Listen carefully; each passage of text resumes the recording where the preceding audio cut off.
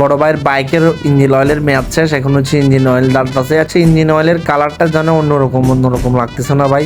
মানে এক একটা ইঞ্জিন অয়েলের এক এক রকম কালার ভাই। মানে আসলে কি সবগুলা কেমন আমি জানি না। আমি সবসময় মতুল আর বর্তমানে লিকুমুলি ইউজ করতে। বড় ভাইয়ের বাইকের চেনের তালা কেমন মারছে দেখছেন ভাই? বুদ্ধি থাকলে ভাই যে সব জায়গায় তালা মারা যায়, এমন জায়গায় তালা মারছে যে মানে অন্য কোনো আর লাগবে না। মানে বাইকের যে অরিজিনাল তালাগুলো ডিস্ক লক টক আছে, এগুলো আর লাগার কোনো প্রয়োজন নেই। বড় ভাইয়ের বুদ্ধি আছে, এবং কি পিছনের সাইডও দেখছেন ব্যাকসেল ট্যাক্সেল খুলে একটা উন্নত মানের মডিফাই করছে।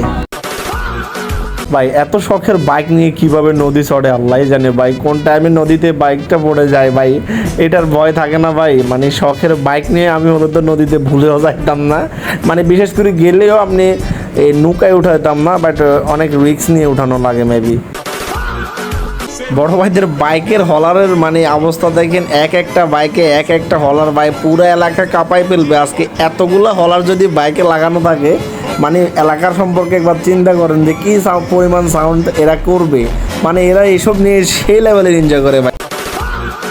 আচ্ছা ভাই, এটা কি ভালো মানুষের কাজ? বড় ভাইয়ের জিপিএক্স ডায়মন্ডের যে সামনের বাইজরটা আছে, ওইটা হচ্ছে যে কি মানে চাবি দিয়ে মানে কি দিয়ে খোঁচা দিয়ে এই বাইকটার মানে যে বাইজরটা আছে এটা নষ্ট করে ফেলছে ভাই। এটা মানুষের হিংসা ছাড়া আর কিছু না ভাই। মানে একজনের ক্ষতি করে আরেকজনের কি আনন্দ পায় ভাই? এটার দাম হয়তো বা 1400 টাকা 1500 টাকা যাবে, কিন্তু এই ক্ষতিটা করলেন যে কি ভালো করলেন।